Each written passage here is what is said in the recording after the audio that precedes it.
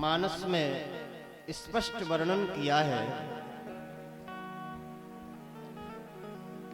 भगवान की कथा को निरंतर श्रवण करते रहना चाहिए।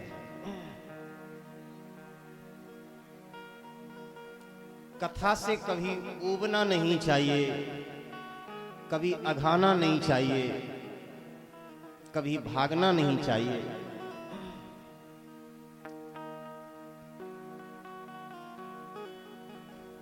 श्रीमद् भागवत महापुराण, पुराणों में 5 लक्षणों का वर्णन है।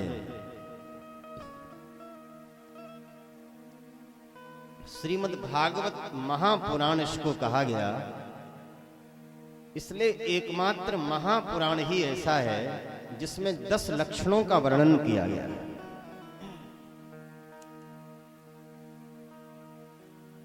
कल तक के प्रसंग में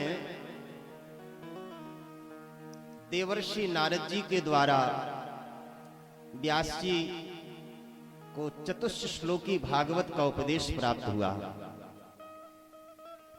और उन 4 श्लोकों के द्वारा ही श्रीमद् भागवत महापुराण की रचना की।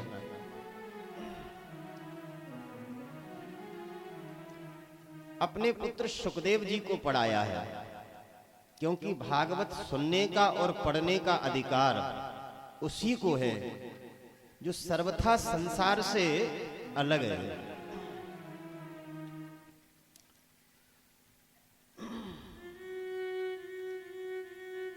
कथा का अधिकार सबको नहीं दिया गया, यह एक और विशेष बात है।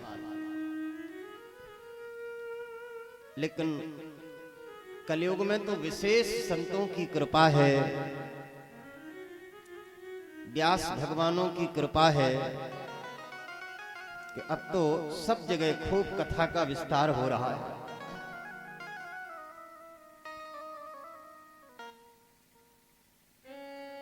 सुखदेव जी को भागवत पढ़ाया, इन्हीं श्री सुखदेव जी ने परीक्षित को भागवत सुनाया है।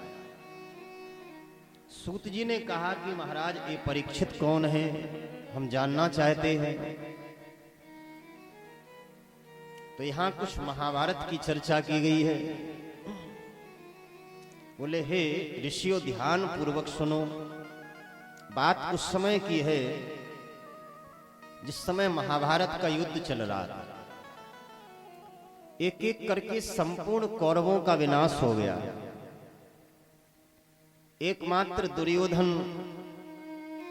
रणभूमि में पड़ा पड़ा रो रहा था, चिल्ला रहा था, क्योंकि भीम की गदा ने दुर्योधन की जंघा को तोड़ दिया था। यदा मृधे कौरव सृंजयानां वीरे स्वथो वीरगतिं गतेषु वृकोदरा विद्ध गदाभिमर्शो भग्नोरुदंडे धृतराष्ट्रपुत्रे। पांडव धर्म के मार्ग पर चलने वाले, कौरव अधर्म के मार्ग पर चलने वाले, तो अधर्मी व्यक्ति भले ही अपने को कितना भी सुखी क्यों ना माने, एक दिन विजय धर्म की ही होती है। और उसी का एक प्रत्यक्ष रूप आप महाभारत में देख लीजिए। एक एक करके संपूर्ण कौरवों का विनाश हो गया।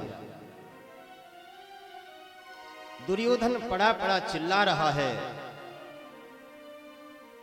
उसी समय द्रोणाचार्य के पुत्र अश्वत्थामा दौड़ते हुए आए।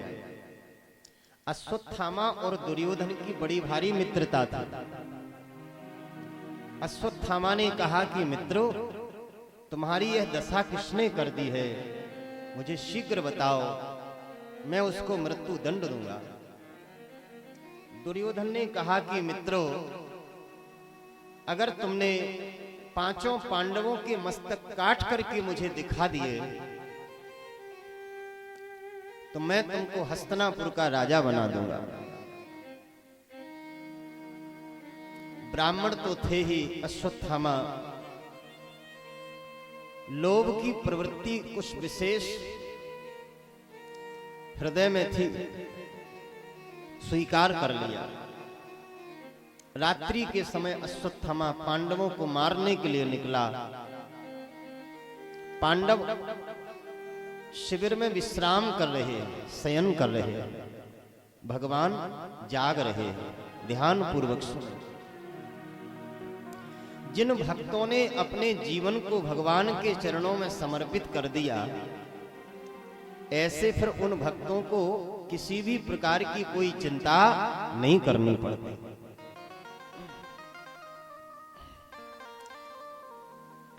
पांडव सो रहे हैं, भगवान श्री कृष्ण जाग रहे हैं।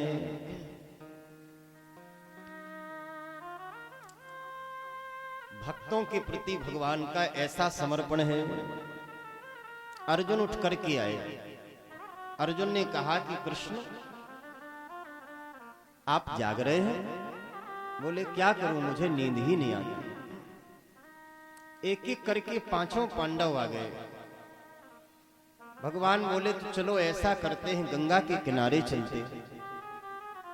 द्रौपदी के 5 पुत्र सो रहे थे।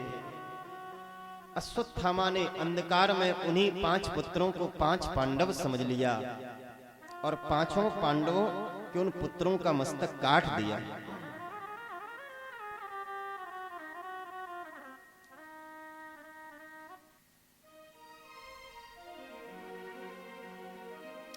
दुर्योधन के सामने लाकर के वह मस्तक पटक दिए।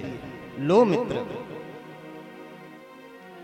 दुर्योधन ने एक एक करके सारे मस्तकों को दबाया, क्योंकि दुर्योधन तो केवल भीम का मस्तक ढूंढ रहा था।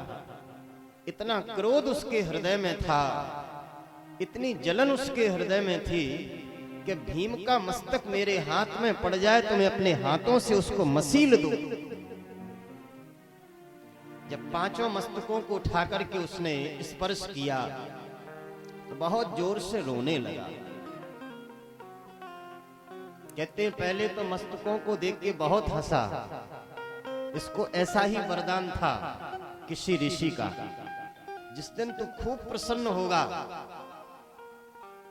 उसी क्षण तू खूब रोएगा, और जिस क्षण तू खूब रोएगा उसी समय तेरी मृत्यु हो जाएगी। तो पहले तो बहुत जोर से हंसा, मेरा काम बन गया। जब उसने सारा रहस्य समझ लिया तो समझ गया कि अरे ये पांडवों की मस्तक नहीं है, ये तो उनके पुत्रों की मस्तक है। अरे मित्रों, अश्वत्थामा तुमने एक कितना जघन्य पाप कर दिया। हमने पांडवों के मस्तक मंगाए थे, तुम तो उनके बालकों के मस्तक ले आए।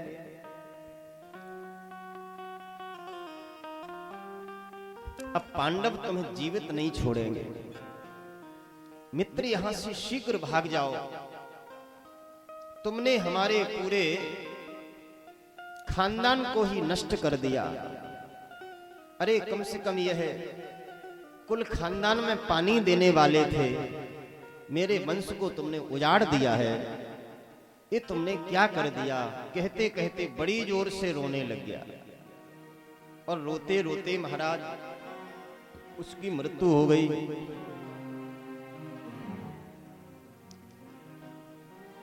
यहां द्रौपदी ने जैसे ही अपने पुत्रों के मृत शरीर को देखा तो एक नहीं दो नहीं सीधे 5 बालकों के मस्तक काटे थे।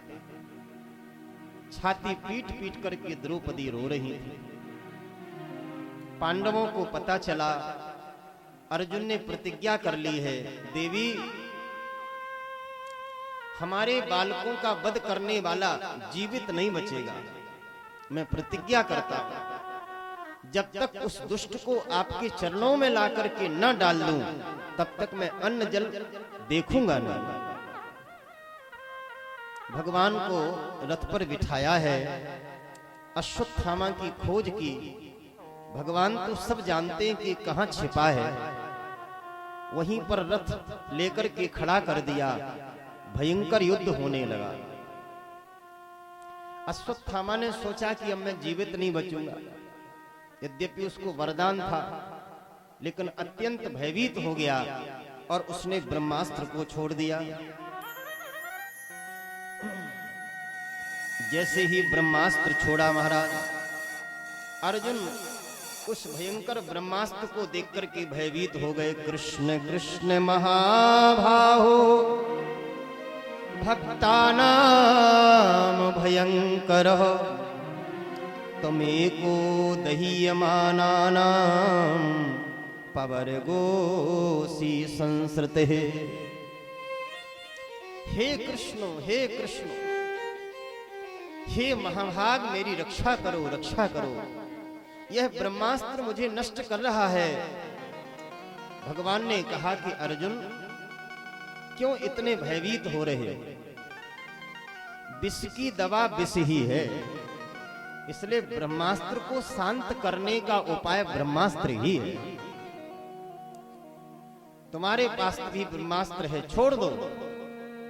अर्जुन ने जैसे ही ब्रह्मास्त्र छोड़ा, राम जी, बड़ी भयंकर गर्जना हुई। आकाश मंडल वह गर्जना से भर गया।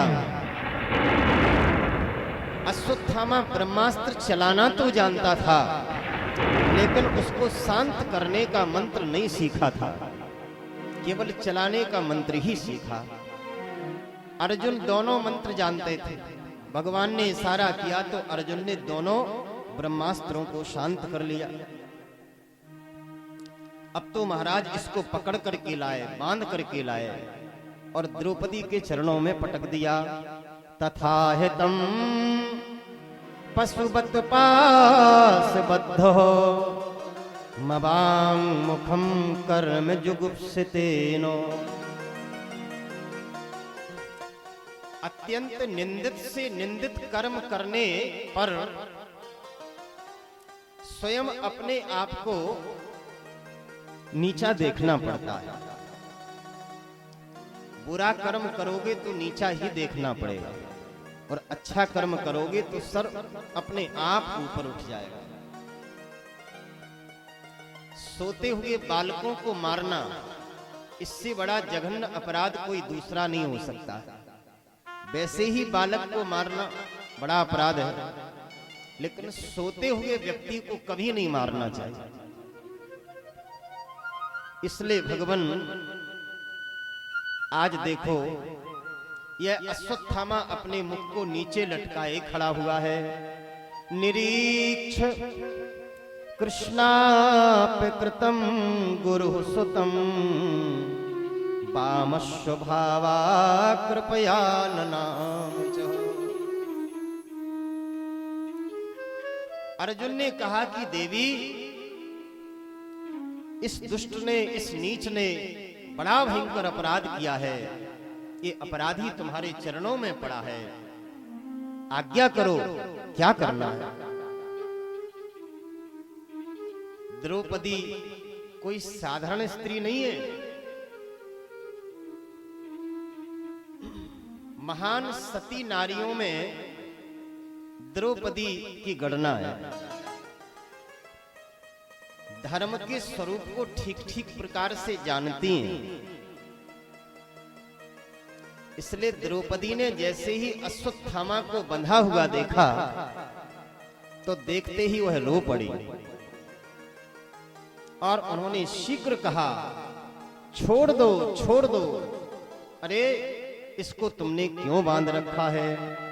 उवाच चास्य हन्त्यस्यो बंधना नयनम सती मुच्यताम मुच्यताम येषो ब्राह्मणो नितराम गुरु। छोड़ दो, छोड़ दो, मुच्यताम मुच्यताम। क्या तुमको पता नहीं है, ए ब्राह्मण कुमार, ब्राह्मण जन्म से ही सबका गुरु होता है। बोलो राधे राधे। यह श्लोक कई जगह भागवत में आया है। ब्राह्मणो जन्मनः श्रेयः, ब्राह्मणो जन्मनः गुरु, जन्म से ही ब्राह्मण सबका गुरु होता है। और दूसरी बात, यह तो द्रोणाचार्य का पुत्र है, द्रोणाचार्य इसके पिता हैं, तो पिता की आत्मा ही पुत्र के रूप में जन्म लेती है। आत्मा जायते वही पुत्रः इति वेदानुशासनम। वेदों में स्पष्ट भगवान ने कहा है कि आत्मा ही पुत्र के रूप में जन्म लेने वाली। द्रोणाचार्य जी महान ज्ञानी हैं। तीसरी बात, श्री द्रोणाचार्य जी तुम लोगों के धनुर्विद्या के गुरु भी हैं, तो गुरु का पुत्र भी वह गुरु के तुल्य ही होता है। तीन तीन संबंध जहां इतने उच्च हों, ऐसे उस द्रोणाचार्य को तुम बांध करके ले आए। जैसे किसी यज्ञ में किसी पशु का बलिदान करने के लिए उसको बांध करके लाते हैं बलि देने के लिए, ऐसे ही इसको बांध करके लाए थे। इसलिए द्रौपदी ने कहा कि छोड़ दो छोड़ दो। सारहस्यो धनुर्वेदः सा विसर्गोप संयमः अस्त्रग्रामश्च भवता शिक्षितो यदनुग्रहात्। स एष भगवान् द्रोणः प्रजारूपेण वर्तते तस्यात्मनोर्धं पत्न्यास्ते नान्वाद्वीरसुकृपिः। जिस प्रकार से मैं अपने पुत्रों के वध होने के पश्चात मैं अत्यंत रुदन कर रही हूं, उसी प्रकार से द्रोणाचार्य की मां कृपी, यह अत्यंत, उसको भी अत्यंत कष्ट होगा। पुत्र के मरने के बाद मैया को कितनी पीड़ा होती, उसका अनुभव मैं कर रही हूं। अब जो पीड़ा मुझे हो रही है वह पीड़ा किसी और को ना हो, इसलिए छोड़ दो छोड़ दो छोड़ दो। बड़ा विलक्षण संवाद है। द्रौपदी के समान कोई दूसरा नहीं हो सकता है। इसलिए कि 5-5 पतियों के बीच में रहते हुए भी द्रौपदी को महान सती नारी के रूप में गिना गया है। अहिल्या द्रौपदी कुंती, अहिल्या द्रौपदी तारा कुंती मंदोदरी तथा पंचकन्या स्मरे नित्यम महापातक नाशनम। इन 5 कन्याओं का नित्य स्मरण करना चाहिए। अहिल्या, द्रौपदी, कुंती, तारा और मंदोदरी। मंदोदरी रावण की पत्नी, तारा महाराज बलि की पत्नी है, बाली की पत्नी है, और कुंती श्री पांडु जी महाराज की पत्नी है।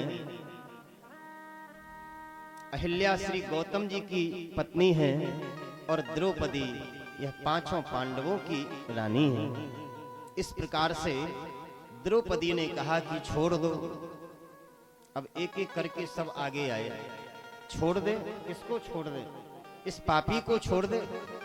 भीम ने कहा कि मैं इसे नहीं छोड़ूंगा, मैं एक ऐसी गधा मारूंगा कि पृथ्वी में चला जाएगा। अर्जुन ने कहा कि मैं नहीं छोड़ूंगा। नकुल सहदेव बोले कि मैं भी नहीं छोड़ूंगा। अंत में युधिष्ठिर जी से कहा कि आप ही बताओ क्या करना है, आप सबसे बड़े हैं। युधिष्ठिर जी ने कहा हम सबके भगवान कृष्ण हैं, हम तो कृष्ण के ऊपर छोड़ते हैं। इसे मारना चाहिए कि छोड़ना चाहिए? भगवान तो भगवान ही है। भगवान ने पहले द्रौपदी की बहुत प्रशंसा की, साधुवाद दिया, धन्य है द्रौपदी जैसी नारी जिसने इतनी बड़ी पीड़ा सहन करने के बाद भी धर्म को नहीं छोड़ा। धर्म की यही विशेषता है। धर्मात्मा पुरुषों के जीवन में कभी कभी इतने बड़े बड़े संकट आते हैं कि उन संकटों का सामना करने के बाद भी वह धर्म को नहीं छोड़ते हैं, तो फिर धर्म उनको कभी नहीं छोड़ता है। इसलिए भगवान बोले कि द्रौपदी ने बिल्कुल उचित कहा है, लेकिन अगर आतताई को छोड़ दिया जाएगा तो इस प्रकार से फिर संसार में सब मनमाना आचरण करने लग जाएंगे। इसलिए इसको छोड़ना भी नहीं और इसको मारना भी नहीं। ब्रह्म बंधुर्न हंतव्यो आतताई वदार्हणः। इसलिए बड़ी भयंकर दशा कर दी महाराज। ब्राह्मण का अपमान ही उसकी मृत्यु है। कहते हैं मस्तक के सारे बाल कटवा दिए, मस्तक में जो मणि थी उसको निकाल लिया, एक तरफ की मूंछ कटवा दी, धक्के मार करके शिविर से बाहर कर दिया। अपमान ही मृत्यु के समान है।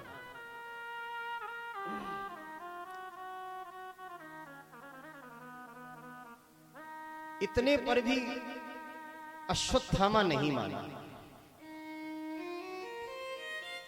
और उसने निश्चय कर लिया कि पांडवों ने मेरा अपमान किया है, मैं पांडवों को जीवित नहीं छोड़ूंगा। बहुत ध्यान से सुनना है। पांडवों के वंश को ही समाप्त कर दूंगा। इसने ब्रह्मास्त्र छोड़ा। अभिमन्यु की पत्नी उत्तरा के गर्भ में एक बालक था।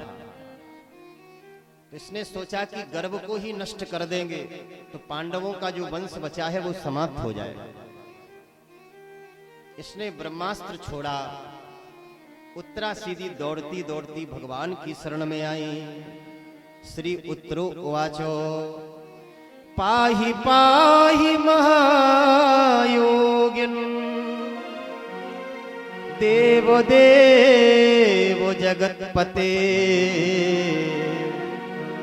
नान्यम तद्भयं पश्ये यत्र मृत्यु परस्परम। पाहि पाहि महायोगिन देव देव जगतपते। हे जगन्नाथ, हे योगियों के हृदय में रमण करने वाले, हे रमण बिहारी, हे द्वारकानाथ प्रभु मेरी रक्षा करो रक्षा करो रक्षा करो। भागती हुई श्री उत्तरा वह भगवान की शरण में आई। जैसे ही उत्तरा ने भगवान को पुकारा तो सीधे भगवान उत्तरा के गर्भ में प्रवेश कर गए। बोलो भक्त वत्सल भगवान की जय। जहां नहीं जाना चाहिए वहां भी ठाकुर जी चले गए। क्या गर्भ भी कोई जाने की जगह है? गर्भ के चारों ओर मलमूत्र बिखरा रहता है, तो ऐसा स्थान तो प्रभु का हो नहीं सकता है जाने के लिए। लेकिन भक्त वाणी हिंसों प्रेम है। पांडवों की भक्ति से श्रेष्ठ द्रौपदी की भक्ति श्रेष्ठ है। द्रौपदी की भक्ति से श्रेष्ठ माता कुंती की भक्ति श्रेष्ठ है। और कुंती से भी श्रेष्ठ भक्ति उत्तरा की है, क्योंकि उत्तरा ने सीधे भगवान को पुकारा। इसलिए भगवान भक्त की वाणी सुनते ही उत्तरा के गर्भ में प्रवेश कर गए। भगवान को अपने भक्त से बहुत प्रेम है। मेरे हिय में गई ये समाय। हमारे वृक्ष का एक बहुत प्यारा रसिया। ओ समाय भक्तन की भाव भरी भक्ति मेरे हिय में गई है समाए, ओ समाए भगतन की भाव भरी भक्ति मेरे हिय में गई समाए, ओ समाए भगतन की भाव भरी भक्ति मेरे हिय में गई है समाए, ओ समाए भगतन की भाव भरी भक्ति मेरे हिय में गई समाए, ओ समाए भगतन की भाव भरी भक्ति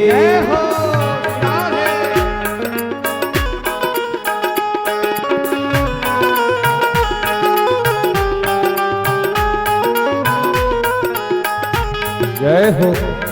ओ मेरी जो एक चुल्लू